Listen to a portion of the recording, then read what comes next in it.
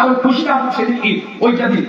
আল্লাহ রাসূলের জুমার দিনটা হলো ঈদ। আল্লাহু আকবার বলে ঈদের দিন। এইটা আপনি মনে করেন যে কোনো ব্যবসায় লাভ করেছেন, বিশাল বড় একটা লাভ করেছেন, লাভের টাকা নিয়ে বাসার মধ্যে এসে স্ত্রীর হাতে দিয়ে আপনার মনটা খুশি, অনেক হাসি খুশি। স্ত্রী ডাক দিয়ে বলে, স্বামী কি হয়েছে, মনটা আজকে এত খুশি খুশি। স্ত্রী কথা শোনার পর স্বামী বলে, আজকে বলিও না, আজকে আমার কাছে ঈদের দিন মনে লাগতেছে। আল্লাহু আকবার বলে যে কেন কেন কি হয়েছে, ঈদের মতো লাগতেছে, ঈদের দিনের মতো লাগতেছে, এত খুশি কেন? আজকে ব্যবসায় ব্যবস্থা অঙ্ক আমার লাভ হয়েছে, আজকে আমার জন্য ঈদের দিন। এই যে ঈদ মানে খুশি, এই ঈদ মানে খুশির দিনটাই হচ্ছে ঈদ। এখন আপনার কথা আমি জানতে চাই, যারা বলে ঈদে মিলাদুন নবী বলা যাবে না, আমি বলবো কেন বলা যাবে না? কারণ ঈদ মানে যদি খুশি হয়, ঈদ মানে যদি আনন্দ হয়, আমি সবার কাছে জানতে চাই, কেউ বর্তমান জবান বন্ধ রাখবেন না। ভারতবর্ষের মুসলমান, আমি আপনাদের জানতে চাই, জবান বন্ধ রাখবেন না, আওয়াজ দিয়ে বলবেন, আমার নবীর জন্মে, আমার নবীর আগমনে আপনারা খুশি না দাদা? হলো না, আওয়াজটা হলো না, কম হলো। একটু আওয়াজ দিয়ে বলেন, আমার নবীর আগমনে, আমার নবীর জন্মে, আমার নবী কাশিম এনেছে, এই ঘরে জন্ম নিয়েছে, এজন্য আপনারা খুশি হয়ে যান। এই খুশিটাই হলো ঈদ, এই খুশিটাই হলো ঈদে মিলাদুন নবী। আল্লাহু আকবার।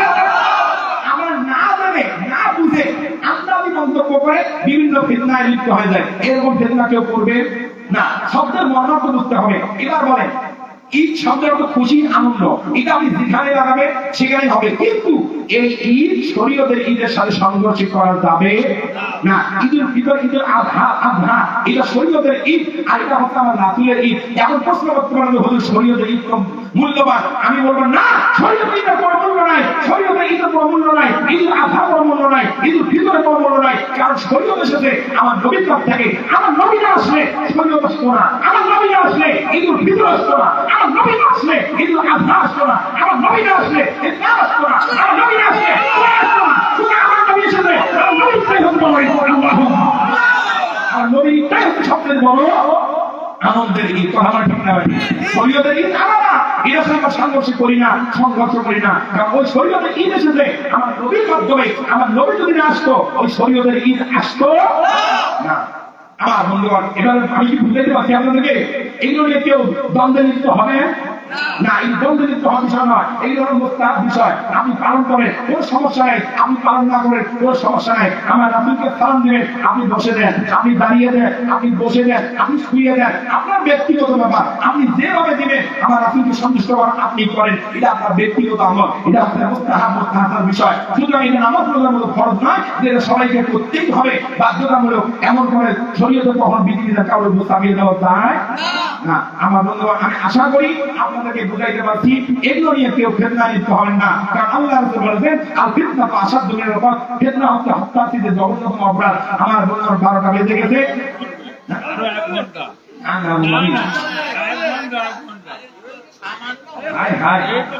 আপনার তো লোকজন কম, কিন্তু ওয়াজ শোনার কম।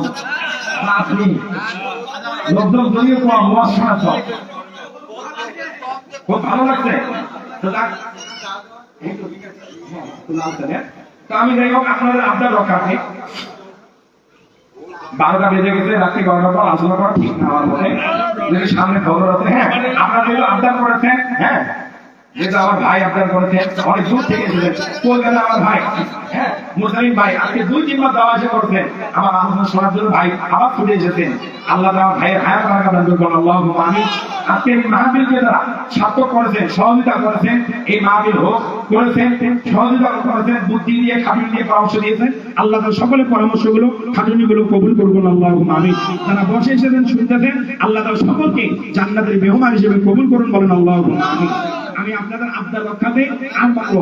মা বাবার প্রতি, সন্তানের প্রতি মা বাবার দায়িত্ব কর্তব্য কয়টি? মা বাবা সন্তানের প্রতি মা বাবার দায়িত্ব কর্তব্য কয়টি?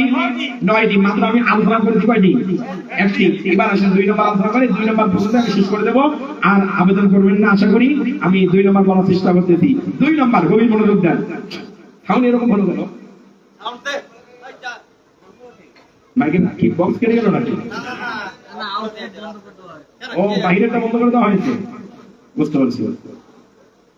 2 নম্বর, গভীর মনোযোগ দেন। না, যদি মানুষের বাহিরে মানুষের যদি ঘুমের ব্যাঘাত হয় দরকার নেই। কারণ আমাদের ইসলাম এমন একটা ধর্ম মানুষের কষ্ট দিয়া, মানুষকে কষ্ট দিয়া নিজের কখনো ভালো করার সুযোগ ইসলামে নাই। মানুষের কষ্টটা বুঝতে হবে। অনেক রোগী মানুষ, অসুস্থ মানুষ, বাচ্চা মানুষ যদি রাত্রিবেলা ঘুমিয়ে যায়, যদি বাহিরে মায়ের খেতে কষ্ট হয়, তাহলে আপনার বদ্ধ করে দেন, বদ্ধ করে দেন, ভাই এখানে দেন, আমরা এখানে কথা বলে শেষ করে দিই।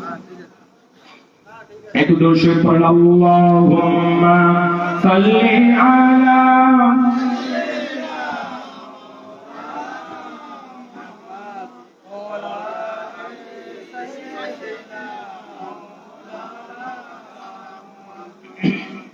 اللهم صل على